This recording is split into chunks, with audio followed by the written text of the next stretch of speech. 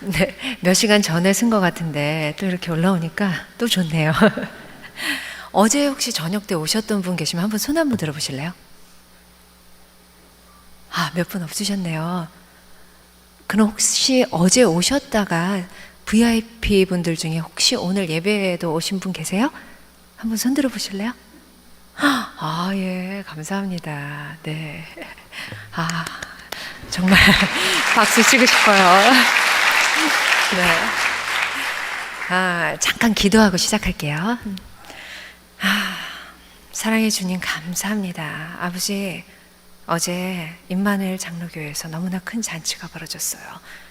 아버지 얼마나 기쁘셨어요. 아버지 바라보시던 그 영혼들 중에 정말 하나님을 알게 되고 하나님을 의식하고 하나님께 가고자 하는 분들이 생겼습니다. 아버지 감사합니다. 아버지 임마누엘 장로교회를 축복합니다. 언제나 정말 임마누엘 하나님 함께 하시는 그 교회 되게 해주시고 이 교회를 통해서 정말 잃어버린 영혼이 구원되는 그런 교회가 될 수 있도록 함께 해주세요. 아버지 부족한 종 이 자리에 세웠습니다. 아버지 이곳에 오신 분들 한 분 한 분 저는 알 수 없습니다. 하지만 아버지 너무나 잘 아시죠. 그분들의 속속들이 깊은 사정 잘 아시죠. 아버지 부족한 종 세우셨으니 저의 세포 하나하나 생각, 입술 모든 것을 하나님 쓰시고 도구로 쓰셔서 아버지께서 전하고 싶은 말씀 통로될 수 있도록 주님 저를 써주시길 바랍니다. 아버지 홀로 영광 받으세요. 예수님 이름으로 기도합니다. 아멘. 네, 감사합니다. 제가 어제 오셨을 분들을 생각해서 조금은 좀 다르게 준비를 했거든요. 어제 얘기랑 근데 비슷한 부분이 많으니까 어제 얘기 놓쳤다 하는 분이 혹시 한 분 계시다면 너무 섭섭해하지 마시길 바랍니다. 간증이라는 게 그래요. 사실 간증은 제가 참 약한 부분이에요. 왜냐하면 많은 분들이 간증이라고 하면 기대하시는 거창한 게 있잖아요. 막 드라마틱한 반전 같은 이야기. 저는 그게 별로 없거든요. 하지만 제가 생각하는 간증은 어떤 사람이 하나님을 만나게 되고 하나님이 그 인생에 개입을 하셔서 그 사람을 변화시키며 하나님이 주인 되어 가시는 그 과정, 삶의 이야기가 간증이라고 생각합니다. 그래서 저는 그 말씀들을 드리려고 하는 거예요. 저는 중3 때 처음으로 하나님을 만났어요. 그래서 교회를 다녔고, 교회를 다니면서 그 분위기가 참 좋더라고요. 괜히 가서 친구들도 더 착한 것 같고, 또 교회에서 알게 되는 하나님, 그리고 또 찬양도 좋고요. 그렇게 신앙생활을 시작했습니다. 그런데 그 후로 하나님을 그렇게 사랑하면서도 하나님을 정말로 만나게 된 거는 29살이 되어서였어요. 참 대단하죠. 그 사이 뭐였을까요? 28살에 결혼을 했거든요. 결혼을 하고 참 녹록치 않은 결혼 생활을 맛보면서 왜 아닌 것처럼 계세요? 다들 그러시잖아요. 힘들잖아요, 결혼 생활이. 그러면서 굉장히 뭔가 삶에 후회가 많이 되고 결혼도 후회가 되고 이게 뭐지? 불안하면서 내 인생에 대한 그런 굉장한 불안감이 생겼습니다. 그리고는 성경 공부를 하게 됐어요. 우연한 기회에. 성경 공부를 가서는 이 불안함의 문제가 내 남편 때문도 아니구나. 나 때문이구나. 내가 하나님을 그렇게 사랑하면서도 하나님을 잘 모르고 있는 문제였구나. 라는 것을 알게 됐습니다. 그렇게 하나님을 사랑하고 교회에서 임원도 하고 심지어 수련회 가면 방언도 하고 봉사도 하고 많이 했었는데 하나님을 잘 알지 못했다는 거죠. 여러분들 하나님 잘 아세요? 식사기도 3번 외에도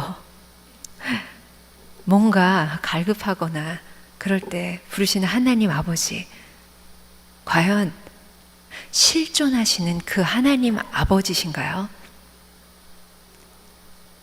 혹시 내가 원하는 아까 목사님이 말씀하신 그런 또 다른 신을 하나 만들어서 하나님 아버지라는 이름을 붙여놓고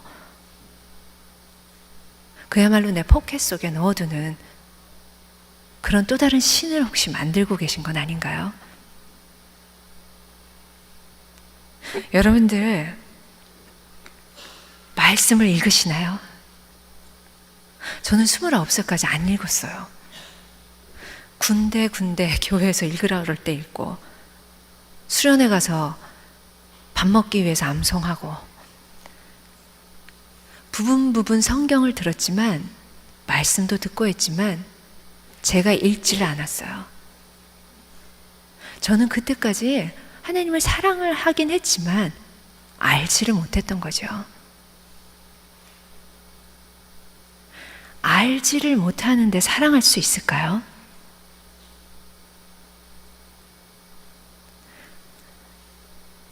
제가 직업이 연예인이니까 주위에 연예인들이 많잖아요. 사랑을 참 많이 받아요. 팬들이 많죠. 그 팬들이 그 연예인 한 분 한 분을 정말 아는 걸까요? 모른다는 거죠. 그런데 어떤 팬이 어떤 연예인의 일기장을 쟁취하게 됐다고 봐요. 그 일기장을 읽었다면 그럼에도 불구하고 그 사람이 뭘 생각하는지 그 사람이 어떤 마음을 갖고 있는지 쫙 알게 돼서 진짜 그 사람을 사랑하게 될 때, 알게 됐을 때 그게 진정한 사랑 아닐까요? 말씀 읽으셔야 합니다. 제가 29살까지 하나님을 사랑만 하고 몰랐던 건 이 말씀을 안 읽어서예요. 29살 때 처음으로 성경 통독을 했습니다. 몰랐어요. 하나님이 이런 걸 우리한테 알려주고 싶었다는 걸 몰랐다는 거죠. 제가 강남에 있는 큰 교회를 다녔거든요. 교회 책임도 좀 있는 것 같아요. 우리 임마누엘 장로교회는 안 그럴 것 같아요. 다음 세대에게 말씀을 가르쳐야 합니다. 하나님이 제가 느꼈던 것처럼 그저 산타클로스나 수호천사 같은 존재로 아이들에게 심어줘서는 안 된다는 거죠. 공의와 사랑의 하나님을 잘 알려주셔야 돼요. 부분이 아니고 하나님의 그 역사를 알려주셔야 됩니다. 천지 창조하시고 아담을 만드시고 가인과 아벨이 태어나서 하나님의 계보를 어떤 식으로 이뤄가고 또 어떤 쪽은 하나님의 계보를 잊지 않고 셈, 함, 야벳 이렇게 쫙 스토리로 그래서 신약까지 오고 하나님이 예수님을 보낼 수밖에 없었고 우리가 그것을 믿느냐 아니냐에 따라서 우리의 다음 생에 한 번 죽는 것은 사람에게 정하셨다고 했는데 그 죽고 나서 그 후가 결정이 된다라는 것 알려주셔야 돼요. 그래야 자기가 주인공인 것처럼 살지 않습니다. 하나님을 주인으로 모시고 살 수 있는 거죠. 알려주려고 저도 노력은 해요. 근데 참 쉽지는 않습니다. 하지만 반드시 알려주셔야 돼요. 어느 순간 아이들이 엄마의 하나님, 또 엄마가 애를 써서 뭐 그런 기독교 학교를 보낸다면 학교의 하나님, 교회의 하나님을 모시고 살지요. 그런데 그것이 내 인생의 주인이신 하나님으로 바뀌지 않는다면 대학 가면 신앙을 잃어버리게 됩니다. 주위에서 너무 많이 보게 되죠. 혹시 내 자녀가 대학에 갔는데 교회를 좀 등한시한다. 하지만 언젠간 반드시 돌아올 겁니다. 왜냐하면 하나님이 주신 하나님의 자녀이기 때문에. 하지만 그럴 때 나를 돌아봐야 된다는 거죠. 아, 내가 잘 못 전했구나. 가르쳐 지켜 행하게 하라 하셨는데 못 가르쳤구나. 를 돌아봐야 할 것 같습니다. 말씀이 중요하다는 것을 그때 그렇게 깨달았어요. 이런 크고 작은 깨달음이 저의 간증이거든요. 제가 하나님을 그래서 그렇게 나의 주인으로 모시면서 다른 사람들은 하나님의 음성을 듣는다는데 난 왜 한 번도 안 들리지? 하나님의 음성은 어떨까? 궁금해 여기고 있었어요. 그런데 내가 문제인 걸 알면서도 그렇다고 확 바뀌지 않잖아요. 우리는 죽을 때까지 계속 넘어졌다 일어났다 넘어졌다 일어났다 할 존재니까요. 그러면서도 남편에 대해서 굉장히 안 풀리는 그런 마음들이 있었어요. 저는 중학교 때 믿었지만 우리 남편은 모태신앙이거든요. 아니 무슨 저렇게 모태신앙이 아니라 못된 신앙이지. 막 제 특기가 비판하고 판단하고 정죄하는 거거든요. 남편을 막 비판했죠. 판단하고 정죄하고요. 아니 중학교 때 믿은 내가 이렇게 바뀌고 있는데 저 사람 뭐 하는 거야. 그런 못된 마음을 갖고 있었어요. 어느 날 선배 언니를 만나서 우연찮게 얘기를 하고 있는데 전혀 그것과 관계된 대화가 아니었어요. 근데 갑자기 하나님의 음성이 저한테 임했습니다. 처음 듣는 음성이에요. 물론 목소리로 딱 말씀하신 건 아니에요. 하지만 내 생각이 아니었어요. 이거 하나님의 음성이네. 깨달았습니다. 감격적이었어요. 첫 음성이 뭐였는지 아세요? 너나 잘해였어요. 그렇게 애타게 기다리던 하나님의 음성인데 첫 음성이 너나 잘해였습니다. 내 아들, 내가 기다리고 있다. 네가 왜 비판하고 판단하고 정죄하느냐. 그 메시지였어요. 맞아요. 하나님이 네 눈에 들보를 보고 남의 눈에 티끌을 보지 말라는 말씀은 그 말씀이에요. 비판, 판단, 정죄할 권리를 우리에게 주지 않으셨다는 거죠. 우리는 누굴 비판하고 판단하고 정죄할 게 아니라 그냥 나 자신을 회개하고 자백하고 그리고 남들을 용서하고 사랑하고 그 의무밖에 안 주셨어요. 그것을 깨달았습니다. 그리고 나서는 그 후에는 이제 비판하고 판단하고 정죄하지 않으려고 노력하고 있어요. 노력이 중요한 거예요. 확 바뀌지는 않아요. 우리의 죄성 때문에. 근데 깨닫고 노력한다는 거. 하나님은 그걸 높이 보시는 것 같아요. 제가 친정엄마가 돌아가시고 목적에 이끄는 삶이라는 책을 읽게 되었어요. 친정엄마가 뒤늦게 저보다 훨씬 더 늦게 신앙을 가지셨거든요.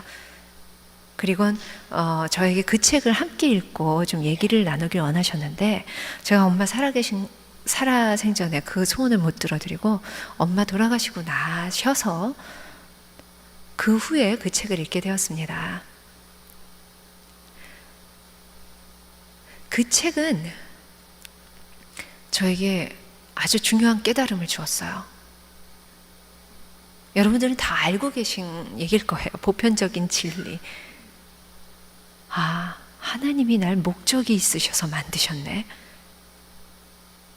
전 그냥 제가 열심히 살고 잘 살다가 가정을 꾸리게 됐으니까 가정을 건사하고 아이들을 키우고 좀 말씀대로 주위 사람 돕다가 그냥 그렇게 살다 가면 되는 줄 알았거든요.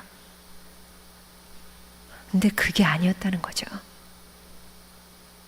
내 환경, 내 상황, 심지어 나의 성격, 나의 외모, 나의 모든 것들이 하나님의 목적하심 때문에 이렇게 만들어졌다는 거.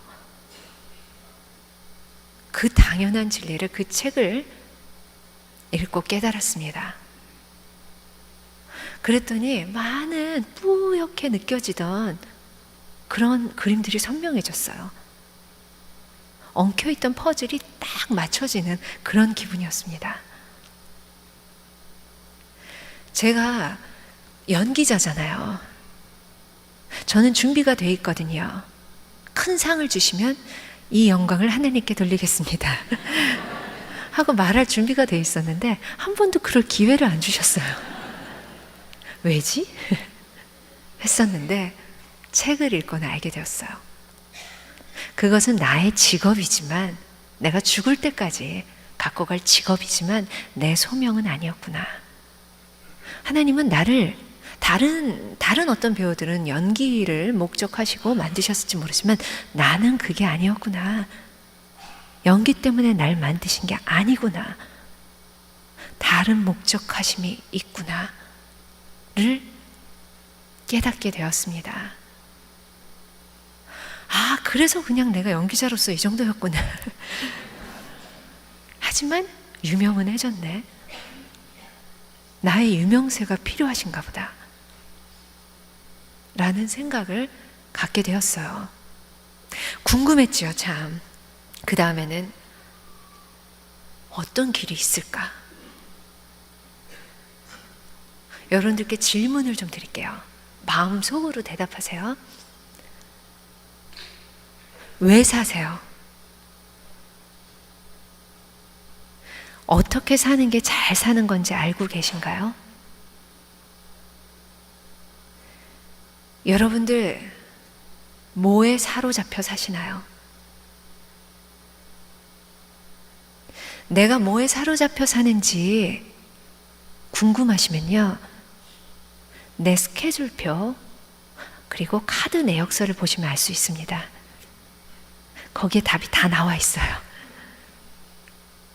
집에 가서 한번 이렇게 되돌려 보세요. 나의 일주일, 나의 한 달, 나의 1년이 어떻게 쓰이고 있는지, 그리고 내 카드 내역서에 어떤 내역이 많이 생기는지 한번 살펴보세요. 제가 미국에 와서 3년 전에 와서 이제 공부를 시작한 거거든요. 여행 올 때와는 다르더라고요. 어차피 금방 돌아갈 사람이긴 하지만 그래도 3년 동안 있으면서 이런 마음이 우리 교민 여러분들이 갖고 계신 마음이겠다 싶었어요. 외로워요. 사람이 없어서 외로운 게 아니더라고요. 외롭고 뭔가 계속 부족한 느낌, 어딘가에 속해 있지만 붕 떠 있는 느낌, 너무 힘들게 외롭게 막 살고 있는데 가족을 책임지기 위해, 가정을 지키기 위해 그렇게 살고 계신데 한번 잠깐 서서 돌아보세요. 가고 계신 방향이 맞나요? 우리가 시작은 똑같습니다. 하지만 방향이 틀리다면 그 결과는 엄청난 차이가 있어요. 잠깐 멈춰서 돌아보세요. 내가 가야 할 길이 맞나요? 그 방향이 맞나요? 외롭고 힘들고 열심히 달려갔는데 잘못된 방향이었다면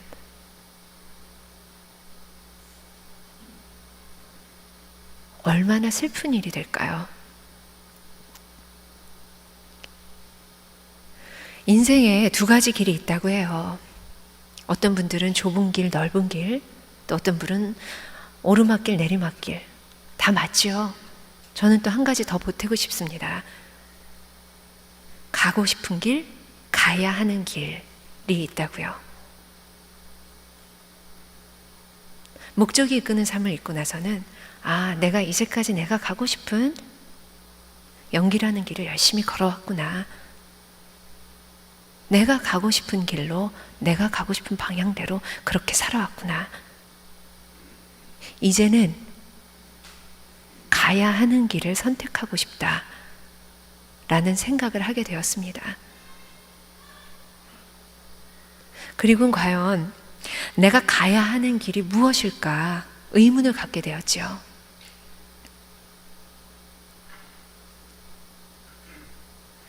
그리고 가야 하는 길 중에 한 가지 선택한 것은 미국 유학길이었어요. 미국에 유학을 간다 그러니까 나이 50이 다 되어 가는데 미국에 유학을 간다고 하니까 사람들이 말렸어요. 야, 왜 가? 그래서 저는 우스갯소리로 사람이 평생 해야 될 공부의 양이 있나 봐. 내가 중고등학교 때 너무 공부를 안 해서 지금이라도 좀 공부를 해야 하나 봐. 그냥 그렇게 얘기를 했지만요. 저도 확실하게 뭔지 몰랐어요. 어찌 하다 보니 처음에는 제가 영어를 못하기 때문에 우리 아이들은 좀 쉽게 영어를 좀 배울 수 있게 되면 좋겠다 해서 나는 안식년처럼 미국에 와서 그냥 편안히 그냥 나도 영어 공부 좀 하다가 그렇게 가고 우리 아이들 영어 쉽게 배워서 한국 돌아가면 좋겠다 라는 생각이 있었거든요. 근데 잘 안 풀리더라고요. 그렇게 하나님이 원하시는 방법이 아니었죠. 그런데 제가 지금 공부하는 우리 학교를 알게 되고 나 공부를 해야 되나? 라는 생각이 듦과 동시에 모든 길이 확 풀려나갔어요.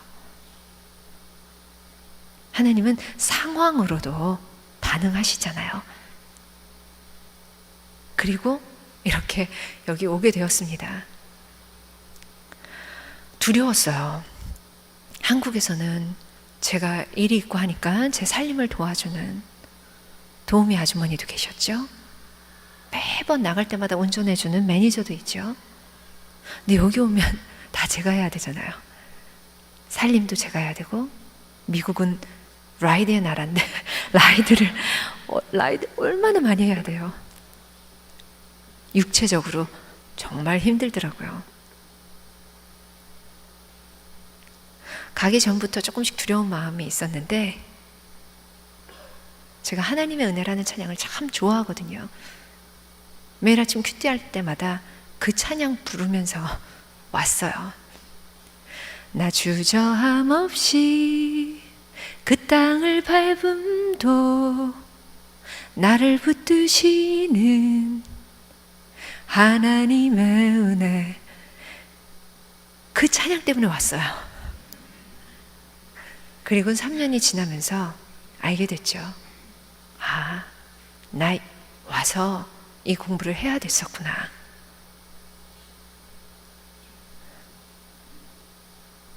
이제 올 때도 은혜로 왔으니 갈 때도 은혜로 갑니다. 있다 보니까 여긴 미세먼지도 없고 전쟁의 위협도 없고 물론 지진과 산불의 위험은 있지만 환경은 한국보다 참 좋아요. 여기 좀 더 있고 싶다라는 마음이 들기도 해요. 하지만 준비가 돼 있어요. 이번 학기부터는 가라실 때 아무 때나 갑니다. 올 때도 은혜, 갈 때도 은혜겠지요.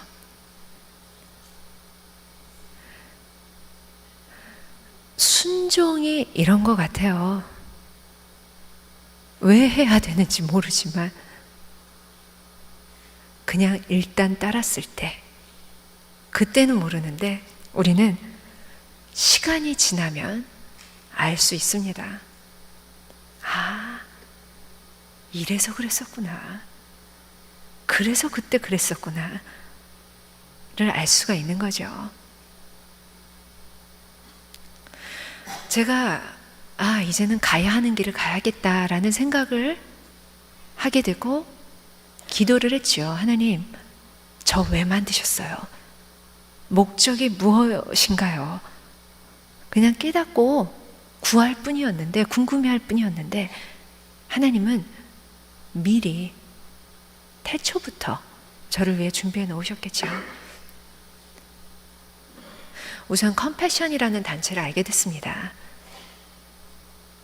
우리나라를 비롯한 선진국 12개 국가가 제3세계 국가 24개 국가에 있는 아주 어려운 형편에 있는 아이들을 1대1로 결연을 해서 후원을 하게끔 하는 그 중간 역할을 하는 단체예요. 컴패션이라는 단체는요.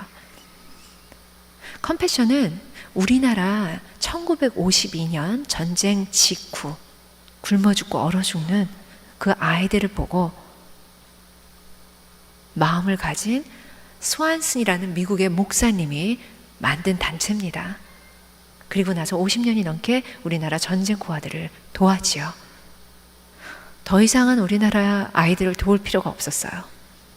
그래서 그만두고 이제 다른 나라 아이들을 돕는 일을 하고 있는데, 우리나라가 그렇게 도움을 받던 그런 수혜국에서 도움을 받고 자라난 많은 분들이, 목사님도 되시고 뭐 간호사도 되시고 뭐 여러분들이 우리가 이렇게 받고 끝낼 수는 없다, 우리도 이제 돌려주겠다 해서 수혜국에서 후원국으로 탈바꿈한 단체가 컴패션입니다. 역사적인 일이에요.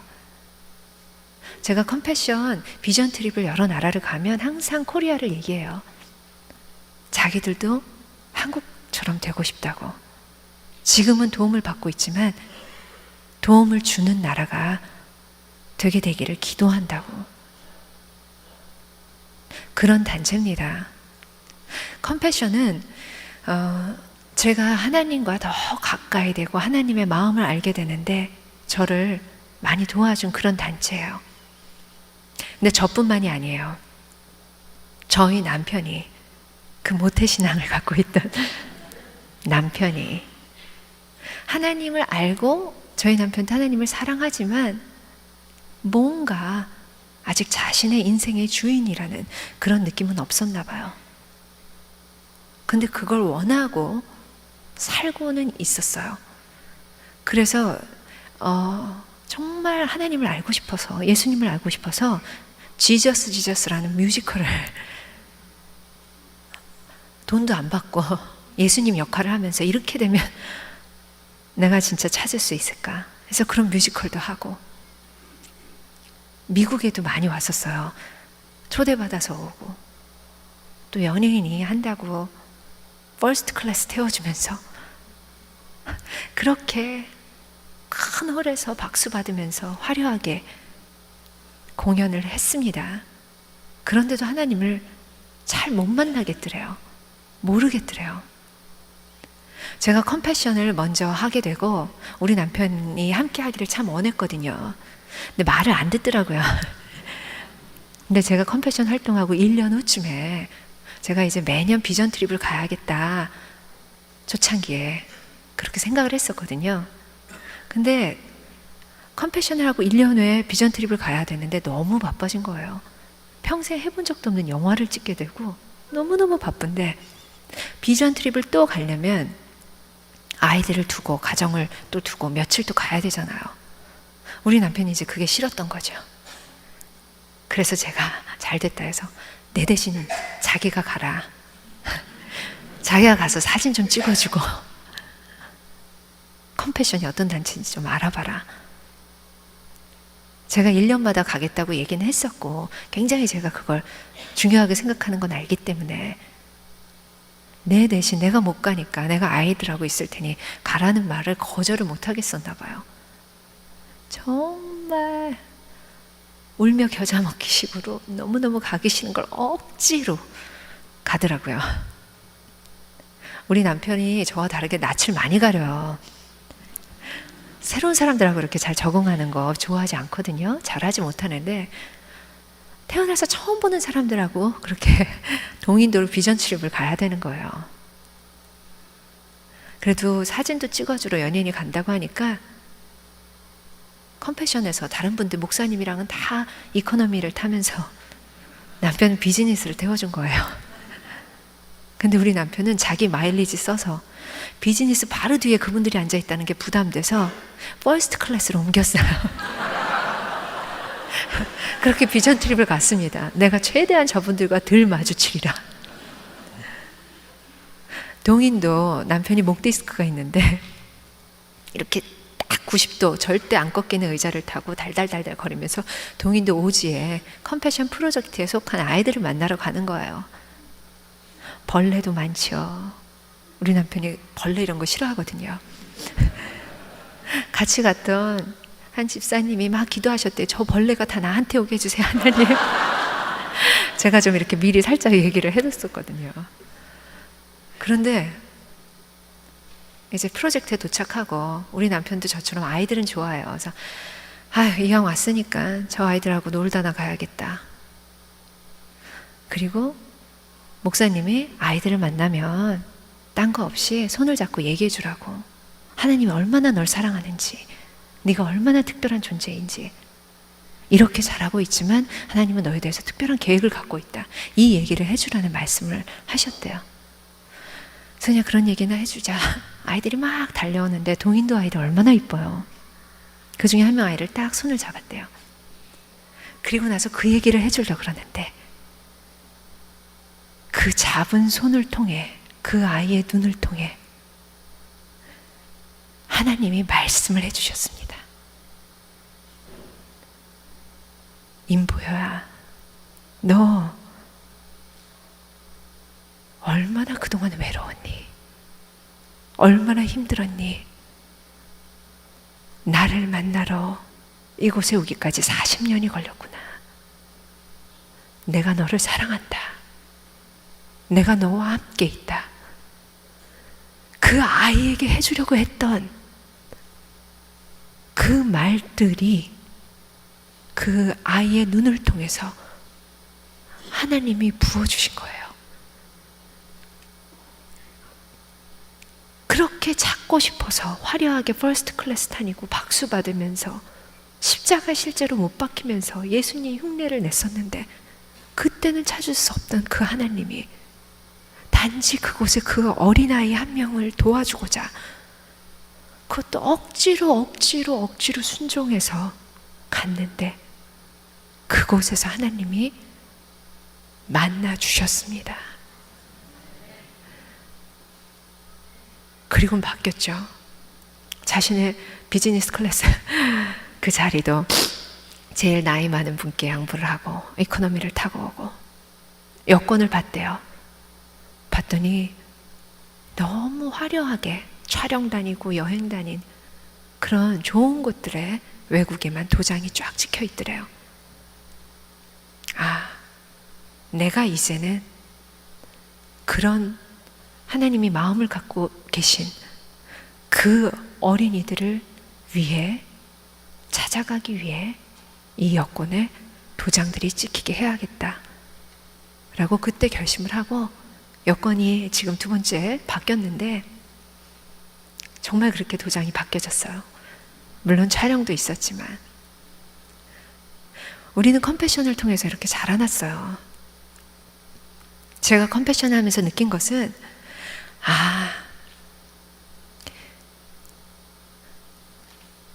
누가복음 10장 27절 말씀, 내 이웃을 내 몸과 같이 사랑하라.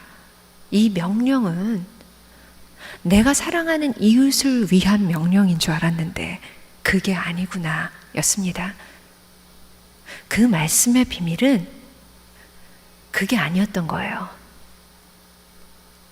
내가 그 말씀을 받들고 순종해서 내가 도와주려는 이웃, 저는 아이들에 대한 마음이 많기 때문에 컴패션이라든지 또 다른 일들을 통해서 돕고자 하는 그 아이들한테 좋은 말씀인 줄 알았더니 이 말씀은 그 말씀을 듣고 실천하는 순종하는 그 한 사람 한 사람, 결국 나를 위한 말씀이구나. 그 말씀의 비밀을 깨달았습니다. 여러분들도 이미 느끼고 계신 거라고 생각해요. 좋은 일들, 컴패션이 꼭 아니래도 하시는 분들은 이미 그런 말씀들을 많이 하시더라고요. 왜 이렇게 내가 누굴 돕는데 내가 행복할까요? 내가 충만해질까요? 내가 감사할까요? 그런 말씀들 많이 하시더라고요. 그 말씀에 비밀이 있었기 때문입니다. 저는 어릴 때부터 입양에 대한 생각을 많이 갖고 있었어요. 제 생각인 줄 알았지요. 이제는 알 수 있어요. 하나님의 목적하심 때문에 하나님이 나에게 주신 내 달란트구나. 내 달란트는 연기가 아니었어요. 아이를 사랑하는 마음, 특히 마땅히 누리고 마땅히 받아야 할 것들을 받지 못하는 그런 환경에 놓여 있는 아이들에 대한 마음이 내 달란트였다는 걸 알게 되었습니다. 입양을 하려는 마음도 제 생각이 아니었던 거죠. 하나님이 저를 그렇게 만드셨던 거였겠죠. 그저 예전에는 우리 집에 제가 오빠랑 외롭게 자라서 내 자녀들은 형제가 많으면 좋겠다 했다가 셋도 좀 많구나 라는 생각이 요즘은 들지만, 한 명 아들을 제가 낳았고요, 2명 딸을 입양했는데요, 그런 생각에서 한 입양이지만 이제는 알아요. 하나님이 나와 내 딸들, 내 가족을 통해서 하나님이 하시고자 하시는 일이 있구나 깨닫습니다. 그래서 내 딸들은 동역자 같아요. 아직 11살, 9살 어리지만요, 저는 동역자들 준비를 조금씩은 시키고 있어요. 입양이 얼마나 아름답고 특별한 일인지, 하나님이 바라보시는 가족이라는 관계는 우리가 생각하는 단순한 혈연이 아님을 아이들에게 알려줘요. 입양은 흔히 버려진 아이들이 가정을 찾는 걸 입양이라고 하잖아요. 의식부터가 바뀌어야 됩니다. 버려진 아이들이 아니에요. 그 아이를 낳아준 생모가 아이를 키울 수 없음에도 불구하고 끝까지 지켜낸 아이들입니다. 얘기를 해줘요.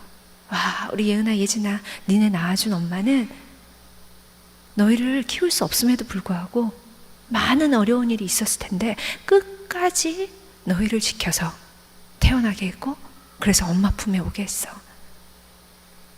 엄마는 얼마나 감사한지 몰라. 아이들이 그냥 입양은 한 가족의 형태로 받아들여요. 얼마나 감사한 일인지요. 그 이상도 그 이하도 없어요. 그리고 다른 입양이 안 된 아이들이 많다는 걸 제가 보육원에 다녔던 얘기 해주고 이러면서 들으면서 울어요. 너무 마음 아파해요. 하나님이 이 아이들을 통해서 어떤 일을 어떻게 하실까 굉장히 궁금합니다. 우리 큰딸이 겁이 많아요. 무서움을 많이 타서 밤에 자다가 저한테 깨면 꼭 와요. 어느 날도 와서 제가 다시 두들기고 자자 했는데 새벽녘 어슴푸레하게 누워있는 우리 예은이를 봤습니다. 11살인데 키가 저만하거든요. 거의. 웬 아가씨가 누워있어요. 예뻐서 한참을 바라보는데 우리 예은이, 예진이 내가 입양을 안 했으면 어디서 어떻게 자라고 있을까?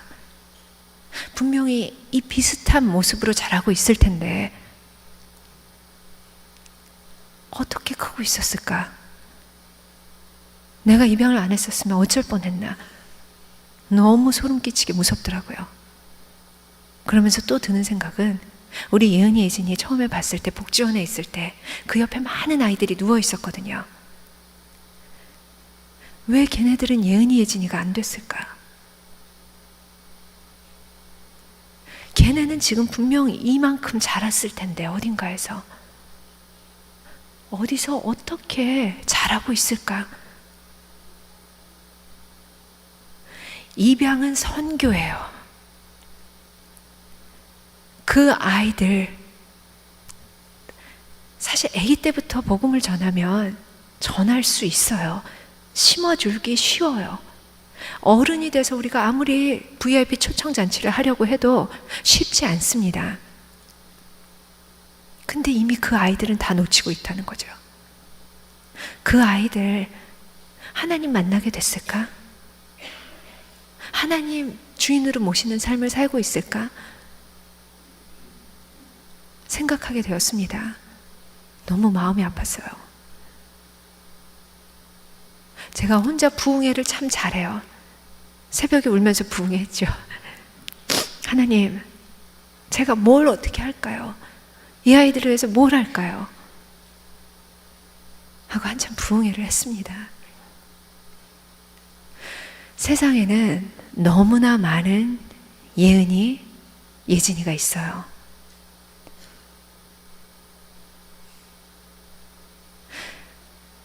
저희가 미국에 오면서 제가 입양을 하니까 주위에 많은 분들이 입양에 대해서 관심을 보이시더라고요. 근데 그렇게 많은 분들이 관심을 보였는데 제 주위 사람들 중에 입양을 한 가정은 2가정밖에 없었어요. 자신의 자녀가 없는 가정들이었어요. 입양을 이렇게 원하고 관심을 갖는데 왜 입양을 못할까? 그도 그럴만하죠. 혈연 중심의 유교 국가였죠. 우리는 내가 원한다고 되는 게 아니라 내 부모님, 가족 다 동의하에 이루어져야 되는 일입니다. 그래, 힘들 수 있지. 그럼 어떡하지? 이 아이들은 분명히 늘어나고 있는데 어떻게 해야 되나 하면서 제가 기도 노트가 있는데 그 기도 노트에 장기 위탁제라고 쓰고 왔어요. 미국에 와서 3년 동안 이 일은 내 생각이 아니구나. 내가 원하는 일이 아니구나. 하나님의 일이구나. 하나님이 원하시는 일이구나를 깨닫게 되었습니다. 한국으로 돌아가면 그래서 그런 아이들을 위해서 하나님이 시키시는 일이 있다면 그 일을 하고 싶어요. 아이들은 가정에서 자라야 합니다. 아무리 좋은 시설이라고 하더라도 1대1의 관계가 아니기 때문에 그 가정이라는 것을 경험할 수가 없게 되는 거죠. 미국에는 보육원이 없어요. 우리 옛날 말로는 고아원이라고 하죠. 위탁가정, 파스터 홈이 있을 뿐입니다. 파스터 케어가 있는데 제가 살고 있는 오렌지 카운티하고 LA 그 2 지역에 파스터 칠드런, 위탁 아동들이 늘어나고 있죠. 그런데 한국 아이들도 꽤 많습니다. 부모가 LA 지역에 있는 부모가 영어도 못하면서 힘들게 살다가 아이를 키울 수 없는 상황이 돼서 법원에서 판결을 받죠. 당신들하고 못 있습니다. 이 아이 보내야 됩니다. 그리고 아이들은 위탁 가정으로 보내지는데 한국 위탁 아동들은 늘어나는데 한국 위탁 가정은 한 가정도 없어요. 부모가 영어를 못하기 때문에 미취학 아동들은 영어도 못하죠. 그런 조그만 아이들이 아프리칸 아메리칸 피부색도 다르고 문화도 다르고 식성도 다르고 말도 안 통하는, 그리고 그 2 지역에는 위탁 아동들을 키우면 이제 나라에서 지원금이 나옵니다. 그것 때문에 사업처럼 하는 그런 위탁 가정들도 꽤 많다고 해요. 그런 가정에 넘겨져서 상상하실 수 있으세요? 혹시 어린 아이나 어린 손주가 있으신 분, 내가 갑자기 이 아이를 아무도 돌볼 수 없게 되어서 그 아이가 그런 가정에 간다는 걸 상상하실 수 있으신가요? 그곳에서 그렇게 위탁가정을 전전긍긍하다 자라서 통계가 감옥에 가거나 홈리스가 되거나 약물 중독이 되거나 다 그렇게 자라난대요. 그래서 한인가정상담소라는 곳에서 둥지찾기를 만들고 최소한 우리나라 아동들은 우리나라 가정에 위탁을 합시다 라는 캠페인을 벌이고 있더라고요. 제가 마침 그 일에 관심 가질 때 어떻게 연결이 돼서 사실 그래서 간증하기 하러 다니기 시작했어요. 연예인이 오니까 이 교회 저 교회에서 간증해달라고 불러주시는데 말씀드린 대로 간증거리가 없다 그랬잖아요. 할 말이 없었어요. 그래서 1년 동안 네 나중에요 하다가 1년 후에 그런 위탁 일을 알게 해주시고 이 일을 모르는 분들이 참 많으시다. 의외로 이 일을 알려야겠다. 하나님이 할 말씀을 주셨으니까 이젠 다녀야겠다 해서 간증을 다니기 시작했습니다. 주위를 돌아봐 주세요. 예은이, 예진이가 될 수 있는 아이들이 너무나 많습니다. 하나님이 바라보시는 아이들입니다. 저는 물론 아이들에 대해서 마음이 있지만 다른 분들은 다르실 수 있죠. 어떤 분들은 홈리스에 대해서, 어떤 분들은 장애우에 대해서, 어떤 분들은 감옥에 있는 분들, 어떤 분들은 어르신들 위해서 여러 부분에 하나님이 안타깝게 바라보시는 정말 선한 사마리아인의 비유에 나오는 강도 만난 자처럼 혼자 힘으로는 절대 살아갈 수 없는 그런 사람들이 많습니다. 그런 사람들을 바라보며 살아가는 길이 바로 가야 하는 길입니다. 하나님이 구약에 그 많은 명령을 주시다가 신약에는 2가지 딱 주시죠. 목숨과 마음과 뜻과 힘을 다해 주 너의 하나님을 사랑하라. 그리고 내 이웃을 내 몸과 같이 사랑하라. 이 2가지 명령을 지켜야 신앙이 성장이 되는 것 같더라고요.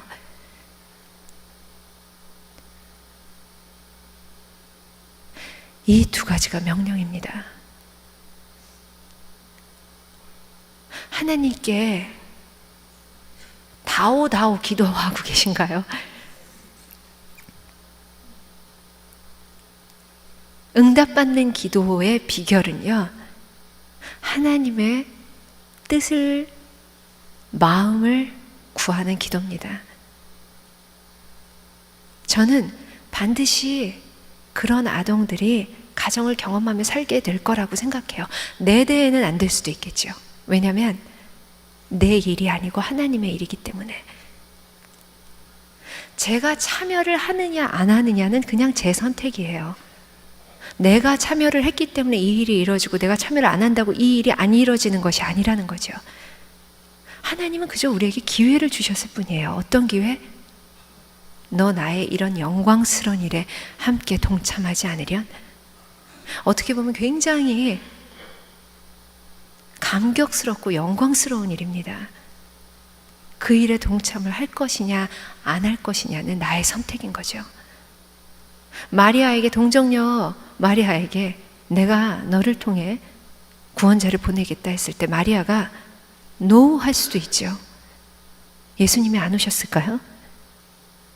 어느 아들 마리아가 있습니다.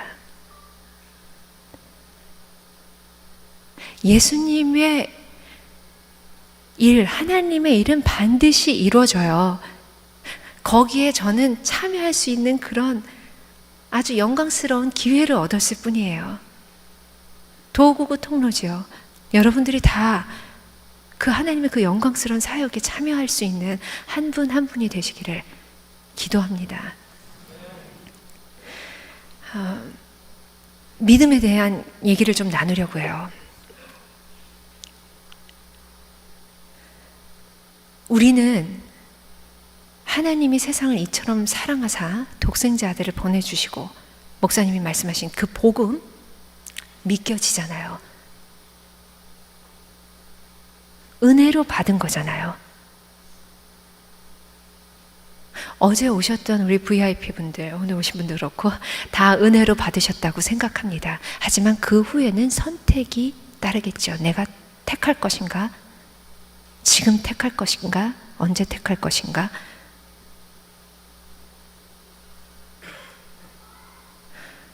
그건 우리가 은혜로 받았고요. 그게 믿겨진다는 게 얼마나 기적인지 몰라요. 안 믿는 분들에게 이게 믿겨지냐고 한번 물어보세요. 안 믿겨져요. 이게 믿겨졌다는 거 기적입니다. 하나님이 천지를 창조하시고 아담을 만드시고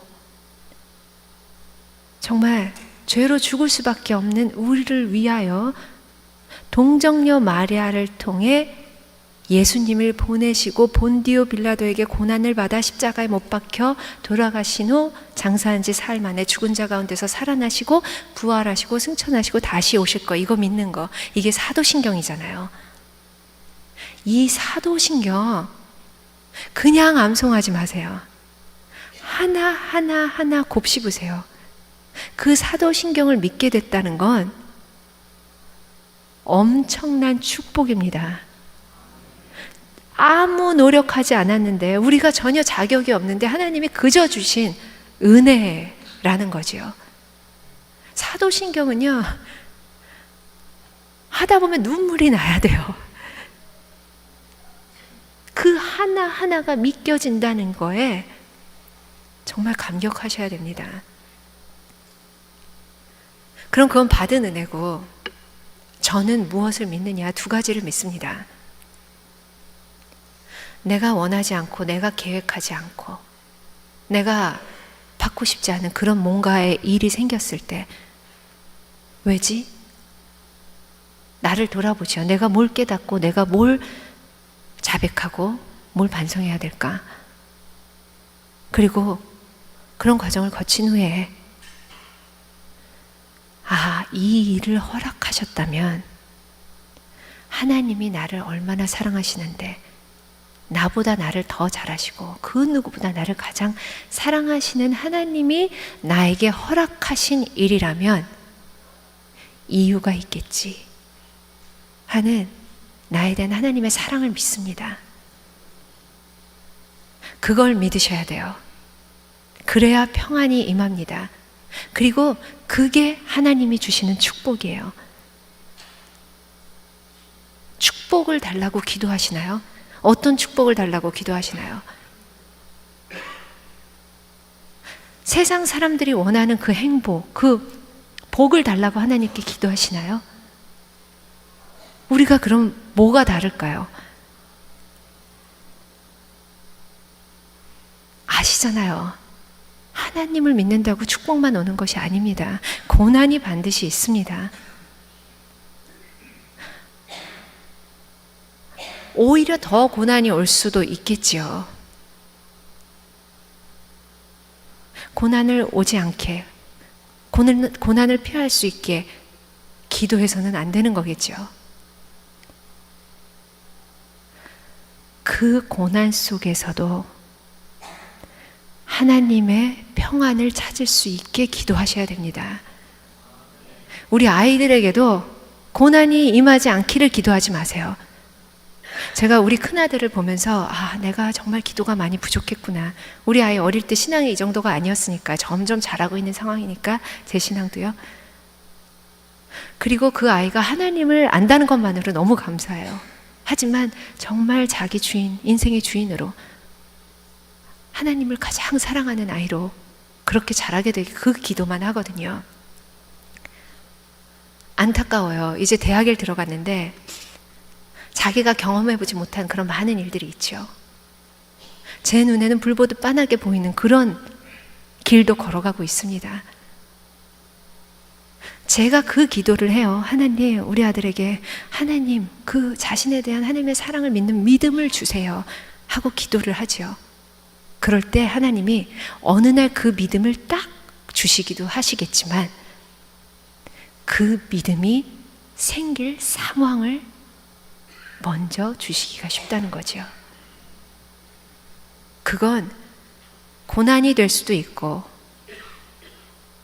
우리가 예측하지 못한 어떤 일이 될 수도 있겠죠. 제가 그냥 쉽게 정민아 매 맞지 말고 편하게 하나님의 자녀가 되려 그냥 그렇게 얘기는 하는데요. 그건 하나님과 우리 아들의 일입니다. 안타깝지만 마음 아프지만 옆에서 인내하고 지켜보고 기도해야 되는 게 우리의 일이겠지요.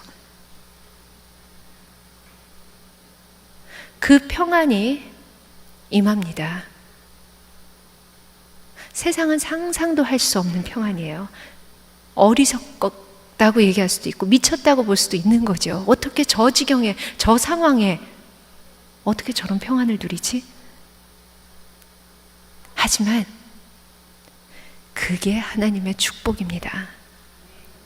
고난이 없어서 우리가 평안한 게 아니에요. 우리에게 더 닥칠 수도 있는, 하나님을 믿는다는 이유 때문에 성경대로 앞으로 더 닥칠 수도 있는 고난이 있을 수도 있겠지요. 하지만 그 가운데 하나님을 붙잡고 나아갈 수 있는 것, 그것이 하나님이 주시는 축복임을 믿습니다. 1800년대에 시카고에 스패포드라는 사람이 있습니다. 그 사람은 사업을 잘하던 사람이에요.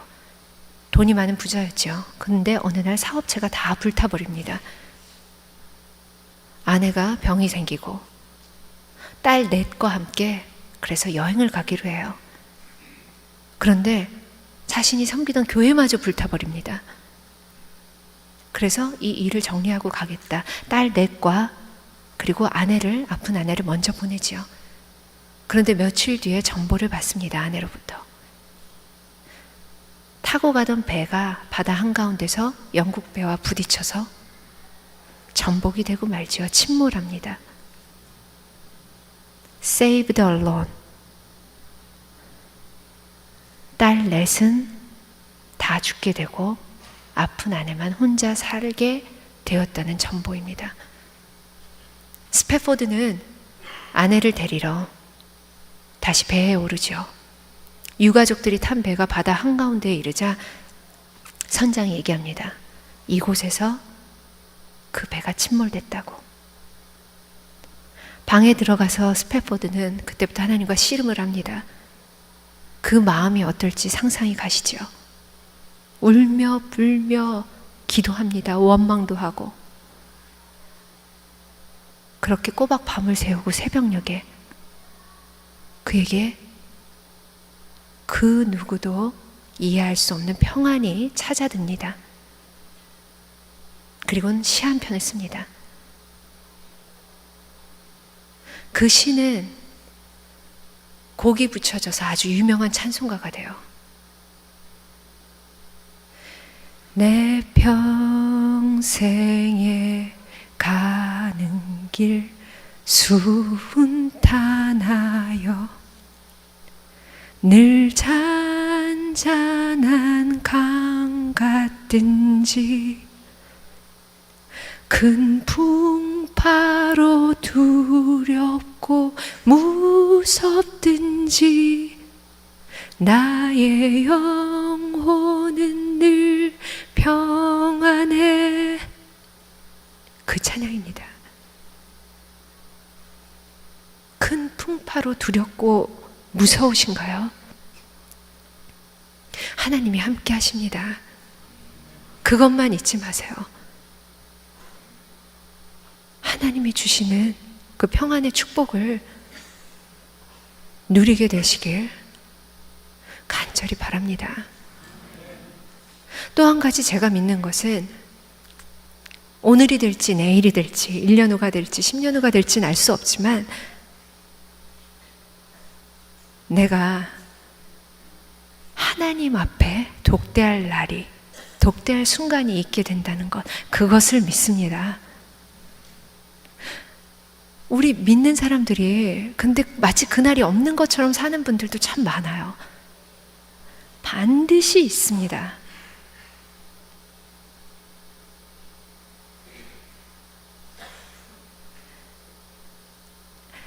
하나님 앞에 그렇게 갔을 때 우리가 그 영광 때문에 고개도 못 들겠지요. 하지만 어떤 마음을 갖고 가시겠어요? 하나님 너무 죄송해요. 그냥 부끄러워요. 하시겠어요? 아니면 하나님 저 이제 왔어요. 하나님이 하라는 일 하다가 이렇게 왔어요. 그 마음을 가지시겠어요?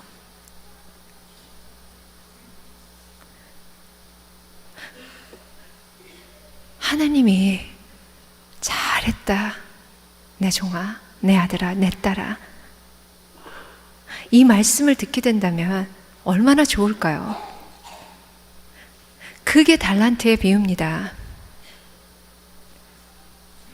저는 예전에 달란트의 비유가 그래 하나님이 나한테 주신 달란트 잘 활용해서 하나님께 영광 돌리고 그냥 이렇게 살아야지, 땅속에 묻어두지 말아야지, 악하고 게으른 종이 되지 말아야지 생각을 했었거든요. 근데 다시 깨닫게 되었어요.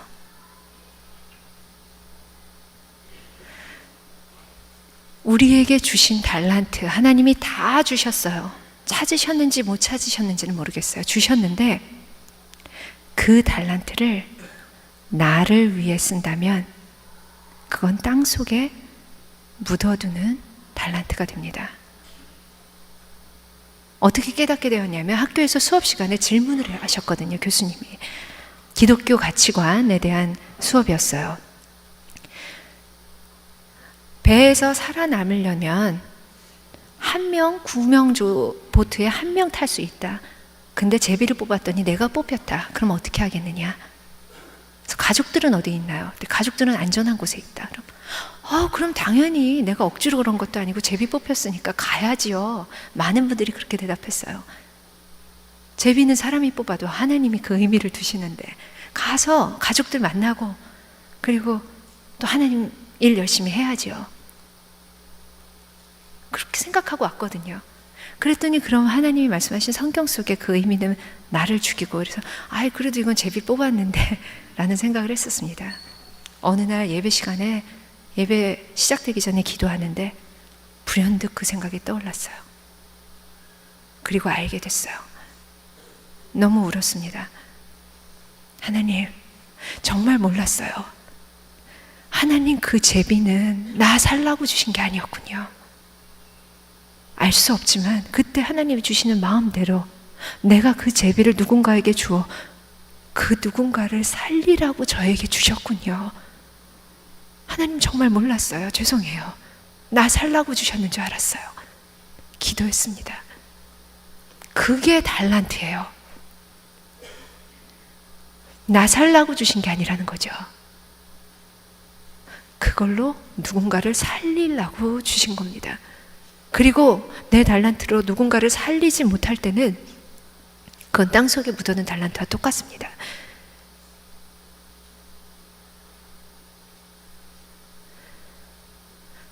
하나님이 달란트를 주셨습니다. 누군가를 살리셔야 돼요. 어떻게 살리실 거죠? 도와주실 건가요? 그 모든 것들이 결국은 하나님을 알리고 복음을 전하는 걸로 쓰셔야 되는 겁니다. 그렇게 살리셔야 되는 거예요. 내가 내 티켓을 다른 누군가에게 주었을 때 그 사람에게 기회가 더 생기고 그 사람이 복음을 받게 된다면 그게 제가 제 달란트를 제대로 썼다는 거겠죠. 달란트의 비유는 그렇습니다. 남편이 저에게 어느 날 얘기하더라고요. 자기는 하나님이 중국집 주인인 줄 알았대요. 하나님 짬뽕 주세요. 그럼 짬뽕 줘야 되고 오늘은 특별한 날이니 탕수육 주세요. 그럼 탕수육 갖다 줘야 되는 줄 알았대요. 근데 이제는 알겠대요. 중국집 배달부인 줄 알았대요. 근데 중국집 주인이시구나. 내가 배달부구나. 를 알게 되셨대요. 알게 됐대요. 그래서 하나님이 이거 갖다 주어라. 네 하고 갖다 주고 저 집에는 이걸 갖다 주어라. 네 갖다 주고 그렇게 갖다 주다 어느 날 수고했다 내 종아. 이제 나와 함께 둘러앉아서 만찬을 하자. 그럴 때 그 영광된 자리에 함께 앉아서 하나님과 식사를 할 수 있는 것. 그렇죠. 우리가 배달부입니다. 그 배달부의 역할을 잘 해내셔야 합니다. 그래야 우리가 하나님의 일꾼이고 하나님의 선한 청지기 역할을 할 수 있는 거라고 생각합니다. 하나님을 사랑하고 이웃을 내 몸과 같이 사랑하는 것, 하나님이 주신 지상 명령입니다. 그것을 감당하시는 여러분들이 되기를 바라요. 그러면 하나님이 주시는 그 은혜를 느끼실 수 있습니다. 나를 지으신 분도 하나님, 나를 부르신 분도 하나님, 나를 보내실 분도 하나님이네. 나의 달려갈 길 다 가도록 나의 마지막 호흡 다 했을 때 나의 나된 것이 하나님이었구나. 그 은혜였구나. 그 한량없는 은혜, 그 정말 갚을 길 없는 그 은혜를 느끼시는 한 분 한 분 되시길 기도합니다. 감사합니다.